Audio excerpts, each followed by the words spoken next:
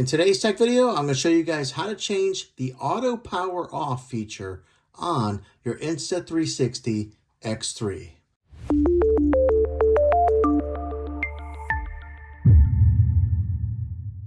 Okay, I'm going to show you guys how to change the settings on this. Maybe you want to change it so that way it never auto powers off, or maybe you want to conserve a little bit of battery life and change the settings on when it does power off. But I'll show you guys how to do that. What you're going to want to do is power it on. Go ahead and go to your screen here. Swipe down from the top, just like I did.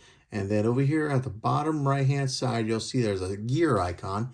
You'll click on that, and then that'll bring up your settings. And what you're going to want to do is scroll right there to it says auto power off. And then tap on that. All right, and then now it has a few different options here. 3 minutes, 5 minutes, 15 minutes, or never.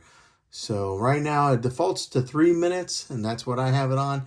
But say you want your screen to stay out on a little bit longer, you'll just select one of those other times. Or if you don't ever want it to shut off, and that way you can always see what you're recording, you'll just select never.